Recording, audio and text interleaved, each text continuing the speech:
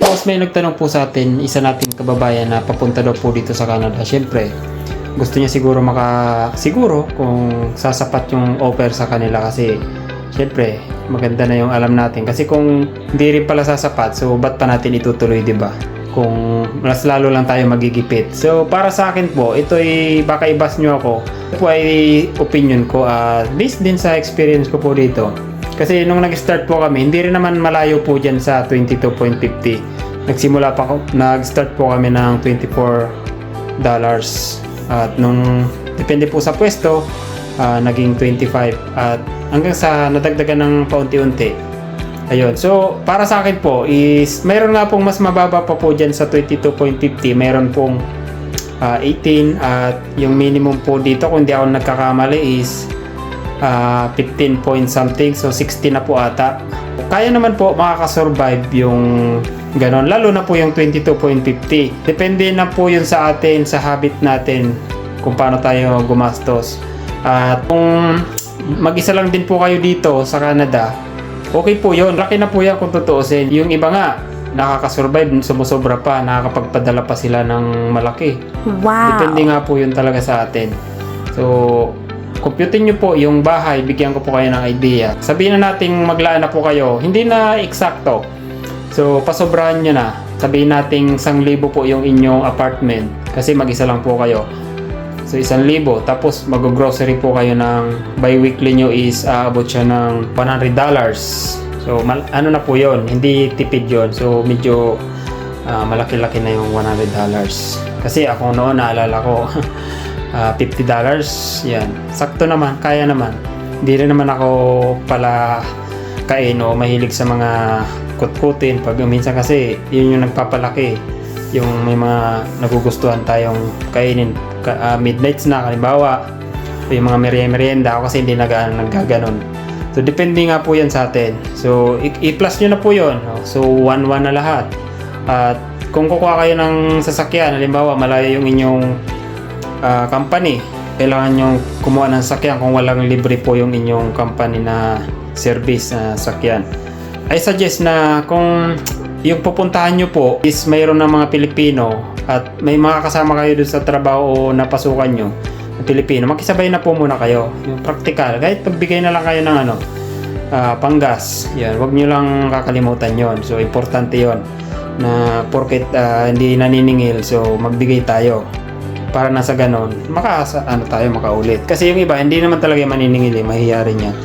Tayo na po magkusa. Importante po yun. Magabot tayo pang gasolina. Kasi hindi rin po biro yung gastos pag may sariling sakyan. Yung gasolina, insurance, yung maintenance. So, importante po yun.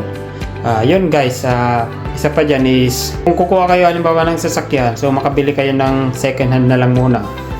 O kung gusto nyo maghulugan kayo, yun nga lang, baka mahirapan talaga kung 22.50. Maghulugan kayo ng mag-installment kayo halimbawa 5 years o 7 years. So, I suggest na rin na experience mo na rin. So, mas maganda magkuha na lang po kayo o bumili kayo ng used car. Yan. Makabili kayo. Sabihin na natin na makisabay muna po kayo ng mga 1 year. So, makaipon kayo ng para sakyan, maglaan na po kayo ng 5,000. So, medyo maganda-ganda na yon. 5,000. Kasi kung mas bababa pa doon yung presyo, medyo siguro tsempuhan na lang po. Hindi rin natin masabi. So, swertehan din makakuha kayo ng talagang bago-bago pa, yung low mileage pa. So, yun.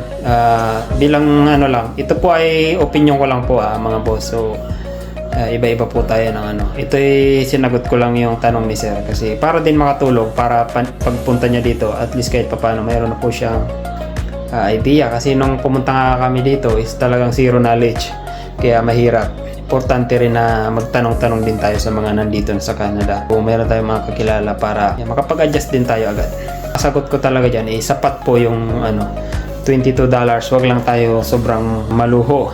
Yung kasi yung iba kasi yun din yung pagkakamali. Pagdating dito is talagang nakakala mo naging milyon na. Sorry to say masakit to pero totoo na pag nakarating dito is talagang akala mo nagbuhay binata na ba, kahit na may pamilya naman sa Pilipinas na iwanan. bili ganito, bili ng ganyan. Yung mga hindi niya nabibili noon, so binili niya na ng binili kahit di naman talaga kailangan.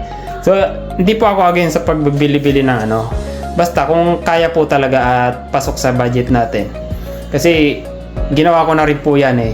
Kumbaga, ngayon ko na lang na-realize na dami ko na palang naipong gamit na yung iba natatambak lang, di naman pala magagamit. So nasayang lang yung pera is natutulog. So pag binenta natin yung item na mga pinagbibili natin hindi naman natin kailangan, hindi na natin siya mabibenta ng mas ano dun sa price na bili natin. Syempre mas mababa na yon.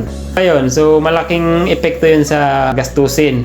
So masisira yung budget mo kapag ganun ka. So iwasan po natin yun, mga ganun, para maging sapat talaga yung sahod. Kahit na minimum nga is kaya naman po. May mga tropa tayo dito, nasa fast food sila, so okay naman po. Wala naman akong nabalitaan na nagka-problema sila sa budget. So, at saka mayroon namang credit card na lang. Yung iba credit card, tapos bayaran na lang din pag sahod kung kinakapos man talaga. Kasi depende rin sa sitwasyon po. May kanya-kanya tayong pinagkakagastusan at iba-iba rin yung laki ng pamilya. Siyempre mas malaking yon, epekto rin yung kapag malaki yung membro ng pamilya. Siyempre, the more na mas marami kang anak, ikaw kasi yung mga sitwasyon, di ba, ninyo. So depende yon. Para sa akin, kung isang anak siguro dalawa, kayang-kaya po yon, 22.50. Tapos nasa Pinas sila. Kasi kung nandito po, nasa Canada po yung pamilya nyo po, yung 22.50. Tapos ikaw lang po magtatrabaho mag-isa, tapos isa lang po yung trabaho mo. Yun po talaga yung real talk, hindi po talaga yung sasapat. Kulang na kulang po yun.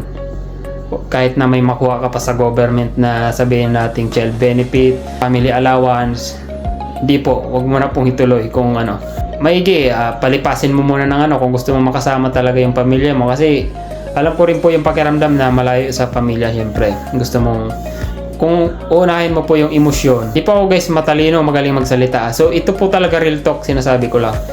So kung unahin po natin emosyon, tayo din po yung magsasuffer Kaya pwede magpalipasin po natin ilang taon, ipon muna po tayo. Nang sa ganun, pagdating nila ng pamilya mo po rito, is ready po tayo. So yun lang po para sa akin, para makapagbigay din tayo ng idea sa mga papunta po. So yun lang po. Salamat po at sa nagtanong, at salamat po sa mga nanonood at patuloy na nagsusupport po sa atin. So yan. God bless po sa atin lahat mga boss madam.